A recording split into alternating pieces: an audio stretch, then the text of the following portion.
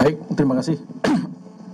Assalamualaikum warahmatullahi wabarakatuh. Selamat siang, salam sejahtera untuk kita semuanya. Yang terhormat Pak Karopenmas Divhumas Polri, Bapak Brigadir Jenderal Polisi Trunoyudo Wisnu Andiko SIK. Kemudian saya hormati juga Bapak Kepala Biro Pembinaan dan Operasional Stama Ops, Bapak Brigadir Jenderal Polisi Auliansyah Lubis SIK MH, izin.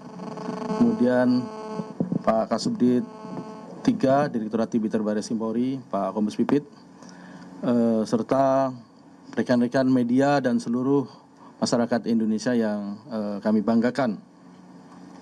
Pertama-tama kita panjatkan puji syukur kehadirat Allah Subhanahu wa taala yang mana pada siang hari ini kita masih diberikan kesehatan sehingga kita bisa bertemu bertatap muka dalam kondisi keadaan sehat walafiat. Bapak Ibu sekalian yang saya hormati dan saya banggakan, bahwa apa yang disampaikan oleh Pak Karops tadi sangat benar, bahwa kita sudah mulai rencanakan sudah lama. Akan tetapi manusia boleh merencanakan, tetapi Tuhan menentukan bahwa bencana kebakaran ini tetap terjadi. Oleh sebab itu, kami dari Direktorat Tipiter Barreskrim Polri selaku pembina fungsi teknis bidang penegakan hukum, tentunya kami bertugas memberikan asistensi serta bersama-sama melakukan penegakan hukum, khususnya adalah bidang kehutanan dan lingkungan hidup. Kami didampingin oleh Kasubdit 3 yang secara langsung bertanggung jawab di bidang itu. Bahwa kami bersama jajaran telah melaksanakan kegiatan penegakan hukum ini benar-benar dalam rangka untuk melindungi masyarakat yang lain. Karena apa? Mereka yang melakukan pembakaran tentunya mendapatkan keuntungan, tetapi hal tersebut justru merugikan warga masyarakat yang lain, terutama asap ataupun dampak-dampak kebakaran lainnya. Kami telah menerbitkan kurang lebih 89 laporan polisi yang tersebar di 9 polda, yang mana semua kami laksanakan kegiatan tersebut. Kami asistensi untuk memastikan bahwa proses penyelidikan dan penyidikan itu berlangsung secara profesional tentunya. Yang pertama adalah Polda Riau, rekan-rekan sekalian, Polda Kalbar, Polda Sumsel, Polda Jambi, Polda Kalteng, Polda Kalsel, Polda Kaltim, Polda Aceh, dan Polda Kaltara. Ke-9 Polda ini telah melaksanakan kegiatan proses penyelidikan dan penyidikan dengan jumlah tersangka kurang lebih yang sudah ditetapkan adalah 72 orang tersangka perorangan, yang mana proses penyelidikan dan penyidikan tersebut adalah melakukan penyelidikan dan penyidikan di titik-titik api yang terjadi di lapangan. Setelah tadi ada hotspot, kemudian dicek, ternyata benar ada kebakaran, dan kebakaran itu patut diduga adanya kesengajaan pembakaran oleh pihak-pihak ataupun orang-orang yang ada di lokasi TKP tersebut. Adapun rincian Polda jajaran, yang pertama adalah Polda Riau 32 LP dari 1.201 titik api. Jadi 1.200 titik api yang berhasil kami laksanakan kegiatan penyelidikan dan penyidikan itu baru 32 LP. Mungkin ini sebagai prioritas utama, tetapi apa yang disampaikan Pak Karubinop tadi tidak berhenti sampai di sini. Kami tetap dinamis melakukan proses penyelidikan dan penyidikan. Sampai hari ini sudah kami turunkan tim asistensi, dan nantinya kalau ada lapis kemampuan, kalaupun harus dilakukan penyelidikan dan penyidikan oleh kami dari Direktorat Tipiter Barreskrim Polri, perkara tersebut akan tentunya kami ambil alih. Kemudian dalam proses penyelidikan di Polda Riau ini ada 2 perkara, kemudian naik sidik karena sudah ditemukan peristiwa pidananya, itu 30 laporan polisi. Kemudian Polda Riau telah menetapkan kurang lebih 35 orang tersangka. Kemudian lanjut yang kedua, Polda Kalbar telah menerbitkan 18 laporan polisi dari 2.282 titik api.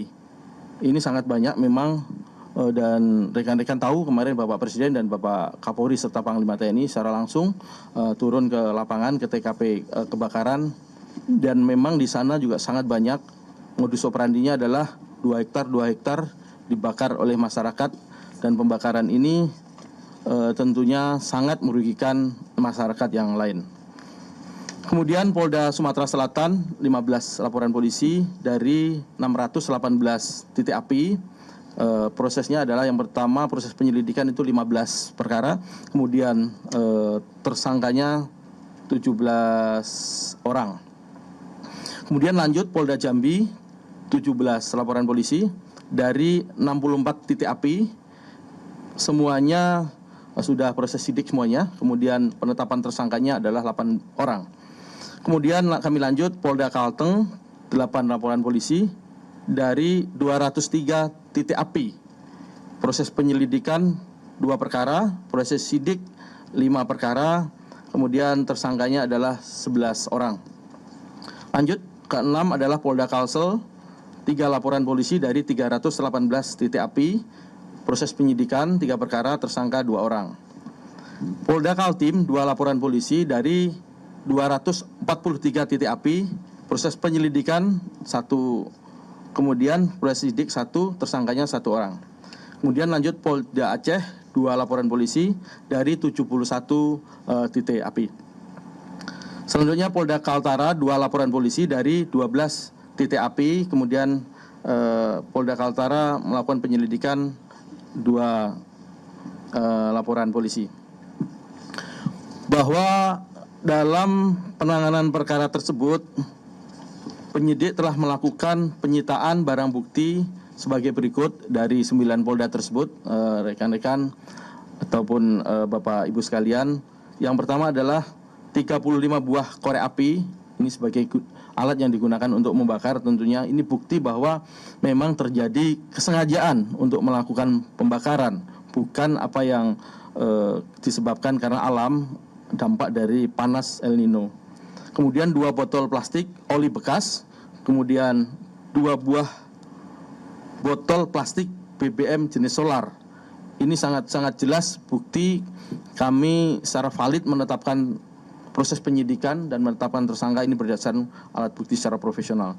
Kemudian 2 jerigen kapasitas 10 liter yang berisikan BBM jenis solar, 2 botol plastik BBM jenis Pertalite, 1 botol plastik minyak tanah, 21 parang, 2 kapak, 1 cangkul, 39 batang kayu bekas terbakar, 5 buah plastik sampel tanah terbakar, 2 unit senso, 13 plastik bekas polybag, 6 batang bibit sawit, 1 pasang sepatu boot. Dari barang bukti yang dilakukan penyitaan oleh penyelidik dan penyidik ini sangat jelas, tentunya motif pembakaran tersebut adalah pembukaan lahan tentunya. Rekan-rekan tahu ini adalah musim panas, sangat mudah untuk melakukan pembakaran dan dilakukan penanaman perkebunan sawit pada masa musim hujan nantinya. Kemudian kami lanjutkan strategi penegakan hukumnya adalah bersama kami lakukan dengan rekan Polda jajaran melakukan penegakan hukum tindak pidana karhutla ini dengan cara memonitoring hotspot. Kemudian apabila terindikasi adanya hotspot, maka petugas Polri yang terdepan dari mulai Polsek, Polres, rekan-rekan dari jajaran Reskrim melakukan kegiatan verifikasi. Kemudian setelah dilakukan verifikasi ke lapangan, apabila terdapat flare spot atau lahan yang terbakar, maka terlebih dahulu dilakukan pemadaman dan pendinginan di lokasi karhutla. Bagaimanapun keselamatan petugas itu menjadi penting. Oleh sebab itu kami pastikan aman, baru kami laksanakan kegiatan olah TKP untuk dilakukan penyelidikan. Apabila dalam proses penyelidikan ditemukan peristiwa pidana, maka status penyelidikan ditingkatkan menjadi proses penyidikan dan dilanjutkan dengan pemeriksaan saksi-saksi dan penyitaan barang bukti hingga penetapan tersangka. Rekan-rekan sekalian yang saya hormati, rata-rata modus operandi pada 9 polda tersebut, apa yang saya sampaikan di depan tadi, sebagian besar digunakan oleh para tersangka adalah membuka lahan dengan cara sengaja membakar agar biaya operasional kegiatan berkebun menjadi murah atau ekonomis. Oleh sebab itu, ini adalah kejahatan yang luar biasa, tentunya mengakibatkan korban, masyarakat yang lain demi untuk kepentingan pribadi. Kemudian pasal-pasal yang kami terapkan terhadap tersangka tersebut itu yaitu terkait Undang-Undang Kehutanan, kemudian terkait Undang-Undang Perkebunan, kemudian Undang-Undang Perlindungan dan Pengelolaan Lingkungan Hidup, kemudian Kitab Undang-Undang Hukum Pidana terkait kebakaran hutan dan lahan tersebut. Terakhir, closing statement kami adalah bahwa Polri melakukan penegakan hukum terkait perkara kebakaran hutan dan lahan merupakan bagian dari komitmen untuk menjaga kelestarian lingkungan sekaligus memberikan kepastian hukum kepada masyarakat. Setiap peristiwa karhutla akan kami tangani secara profesional, transparan, dan berdasarkan alat bukti yang diperoleh melalui proses penyelidikan dan penyidikan. Apabila ditemukan adanya unsur kesengajaan maupun kelalaian yang memenuhi ketentuan pidana, Polri akan menindak tegas pihak yang bertanggung jawab sesuai dengan peraturan perundangan yang berlaku. Kami juga mengajak kepada seluruh masyarakat, pelaku usaha, dan pemangku kepentingan untuk bersama-sama mencegah terjadinya karhutla tersebut. Pencegahan ini menjadi penting karena apa? Karena kalau sudah terbakar tentunya butuh sumber daya yang besar, baik sumber daya manusia, anggaran, waktu kita tersita untuk melakukan pemadaman dan sebagainya. Polri akan terus hadir bekerja secara profesional dan tegas untuk memastikan setiap peristiwa karhutla ditangani secara sesuai dengan SOP yang berlaku serta mencegah kejadian serupa terjadi. Bahwa proses penegakan hukum ini tentunya bagian dari preemptive strike yang mana para pelaku kita lakukan pengamanan, kita lakukan penahanan supaya mereka tidak melakukan atau mengulangi perbuatan lagi ke depan, setidaknya di masa kemarau ini yang mana sangat sensitif apabila terjadi pembakaran, sangat sulit untuk dipadamkan terkait kurangnya sumber-sumber air di lapangan. Kami juga menegaskan akan terus mengejar semua pelaku atau orang yang menyuruh melakukan dan semua pihak yang memperoleh keuntungan atas kejahatan pembakaran hutan dan lahan tersebut. Sekali lagi kami berkomitmen seluruh penyelidik dan penyidik di jajaran Polri bahwa kami akan terus mengejar semua pelaku atau orang yang menyuruh melakukan dan semua pihak yang memperoleh keuntungan atas kejahatan pembakaran hutan dan lahan tersebut sehingga diperoleh kepastian hukum untuk menjaga keselamatan masyarakat yang lain. Saya kira itu demikian kami sampaikan. Billahi taufik wal hidayah. Wassalamualaikum warahmatullahi wabarakatuh. Waktu kami kembalikan. Waalaikumsalam warahmatullahi wabarakatuh. Terima kasih Pak Dirut Tipiter Barreskrim Polri. Rekan-rekan tadi ada gambar ya yang terkait dengan inovasi menyesuaikan dengan geografis di lapangan. Ini contohnya kendaraan kendaraan Polri itu roda 2 yang bisa menjangkau dalam bentuk jenis trail, kemudian dimodifikasi sebagai pemadam api karhutla, di mana alat pemadamnya itu bersifat mobile, portable, ya, karena menyesuaikan dengan jangkauan yang akan dijangkau. Ada lagi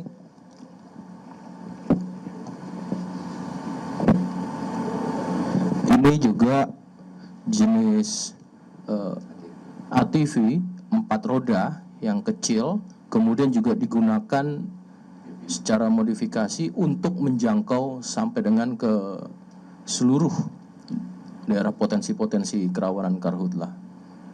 Ini sebagai satu wujud bahwasannya Polri berkomitmen dalam penanggulangan ini dengan segala infrastruktur dan kemudian bisa memitigasi karhutla ini. Baik, itu rekan-rekan. Baik, terima kasih Pak Irhami. Selanjutnya kami persilakan kepada teman-teman media. Sekali lagi silakan bertanya dan kemudian sama-sama kita untuk memberikan awareness, kesadaran pengetahuan kepada masyarakat, khususnya para masyarakat di daerah rentan kebakaran hutan dan lahan. Kami persilakan. 1, sebelah kanan saya, sebutkan nama dan medianya, nanti pertanyaannya ditujukan kepada siapa. 1 lagi, 2, 3. Segmen 1 ini saya ambil 3 dulu ya. Nanti mekanismenya bertanya langsung kami jawab, yang lainnya nanti baru dipertanyakan. Silakan. Baik, terima kasih Pak. Saya Sultan dari bisnis.com. Mau menanyakan ke Pak Irham. Tadi kan ada sekitar 72 tersangka Pak. Nah itu dia tadi alasannya itu membuka lahan untuk salah satunya penanaman sawit. Itu dia perorangan atau memang dia terafiliasi atau disuruh oleh perusahaan tertentu untuk membuka sawit. Lalu mereka ini sejak kapan melakukan pembukaan lahan ini? Apakah memang sudah direncanakan atau secara insidental mereka tuh langsung membuka lahan gitu? Kemudian itu aja nih Pak dari saya. Terima kasih. Terima kasih Mas Sultan. Silakan untuk Direktur Peter untuk bisa menjawab. Dari gimana? Baik, Mas Sultan ya. Kami jawab langsung bahwa 72 tersangka tersebut sesuai hasil pemeriksaan tersangka dan para saksi memang kebanyakan mereka sengaja membuka lahan kemudian melakukan pembakaran. Ini kan musim kemarau akibat El Nino yang sangat panjang dan sebagainya. Dia untuk mempermudah untuk pembukaan lahan tersebut biasanya sudah ditebang mereka mulai dari Riau, Jambi, Kalbar, Kalsel, Kalteng. Itu sudah 3 bulan atau 4 bulan lalu itu mereka sudah tebang. Makanya di situ ada parang, ada alat-alat untuk melakukan penebangan kawasan lahan yang sudah terbuka sebenarnya. Karena untuk membersihkan, untuk dilakukan land clearing kan mahal kalau menggunakan alat, apalagi BBM juga mahal sekarang, menggunakan sewa alat juga mahal. Yang paling mudah adalah dibakar. Selain itu, pasca pembakaran itu tanahnya menjadi lebih subur karena hasil pembakaran abu dan sebagainya itu bisa menjadi pupuk. Makanya ini menjadi favorit untuk mereka melakukan modus seperti ini. Akan tetapi kami tetap berkomitmen dengan integritas dan kemampuan yang ada kami, walaupun antara jumlah pembakaran dengan personil itu juga cukup timpang. Akan tetapi kami skala prioritas akan kami bagi untuk melakukan penegakan hukum, mengejar pelaku-pelaku baik individu ataupun korporasi yang terlibat. Sebagian besar pengakuannya masih individu, tetapi nanti akan kami lihat dari transaksi keuangannya. Apakah biaya itu biaya pribadi ataupun ada aliran-aliran dari korporasi yang menyuruh atau memerintahkan mereka untuk melakukan pembakaran. Kami tidak percaya apa pengakuan dia, tetapi fakta, bukti, transaksi ataupun eviden-eviden lain akan kami cari apakah ada keterlibatan pihak-pihak lain ataupun korporasi yang memerintahkan pembukaan tersebut. Demikian Mas. Pak, satu lagi maaf berikan. Jadi secara umum dari 72 tersangka ini itu rata-rata dampaknya terhadap perusahaan itu berapa hektar? Apakah tadi yang disampaikan itu 2 hektar rata-ratanya atau mungkin bisa lebih luas dari itu Pak? Khususnya di Kalbar itu kan ada perda yang mengatakan boleh 2 hektar. Akan tetapi yang dibakar 2 hektar dampaknya bisa sampai kemana-mana, nggak bisa dikendalikan. Kondisi kemarau panjang El Nino seperti ini, air tidak ada, kemudian kondisi tanah, kondisi kayu-kayu yang sisa ditebang ini kering, tentunya siapa yang bisa mengendalikan untuk 2 hektar ini. Kami pastikan, kami berkomitmen tetap dilakukan proses penegakan hukum untuk menjaga lingkungan-lingkungan lain ataupun areal-areal yang lain agar tidak dilakukan yang sama. Kalau 2 hektar seluruh Kalbar itu semua 2 hektar tentunya juga seluruhnya terbakar nantinya. Demikian Mas. Baik, terima kasih ya Mas Sultan. Selanjutnya sebelah kiri dulu tadi ya, nomor 2. Silakan. Pak Lydia dari CNN. mungkin ada sedikit kemarin kan pas Pak Mensesnek menemani Pak Presiden ke sana disebutkan tadi kan baru disebutkan 72, padahal Pak Mensesnek kemarin bilang ada 4 korporasi yang sudah dalam proses penyidikan. Nah, apakah dari tim Polri sendiri sudah ada koordinasi Pak korporasi itu siapa aja? Apakah mereka adalah perusahaan sawit yang ada di Kalimantan atau seperti apa? Mungkin itu aja Pak. Terima kasih Mbak Lydia, CNN ya. Kami persilakan Pak Dir. Baik, terima kasih Mbak Lydia. Kami sampaikan dari awal, kami akan melaksanakan kegiatan proses investigasi, baik penyidikan secara profesional. Basisnya adalah alat bukti. Alat bukti di TKP berdasarkan olah TKP, kemudian keterangan saksi-saksi yang ada, kemudian keterangan tersangka adalah pengakuan tidak menjadi utama yang mutlak, tetapi alat bukti yang harus kami cari.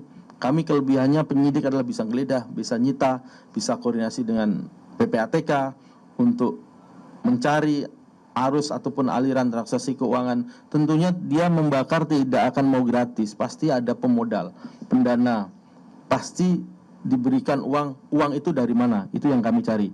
Tapi kalau dipastikan sampai saat ini kami sedang proses, mohon sabar, kalau ada pasti nanti kami informasikan kepada rekan-rekan media ataupun ke publik. Demikian. Terima kasih Pak Irhami. Jadi proses ini secara simultan atau kesinambungan masih berlangsung ya, apa yang kami sampaikan ini. Baik, silakan. Sekali lagi yang ketiga pertanyaan, silakan. Baik, perkenalkan saya Ansar dari Detikom. Izin bertanya Pak, untuk yang pertama kan sudah ditetapkan 72 tersangka. Saya ingin memastikan itu tempusnya dari bulan apa ya Pak? Nah lalu yang kedua, kemarin sempat viral Pak di Kalteng, itu ada pria bersenter yang sudah ditangkap dan ditangani sama kepolisian. Nah kemarin kan tadi kan disebutkan bahwa di Kalteng itu sudah ditetapkan 11 tersangka Pak. Nah apakah si pria center ini sudah termasuk salah satunya? Baik, dari Detikom ya. Tembusnya adalah mulai Februari sampai sekarang.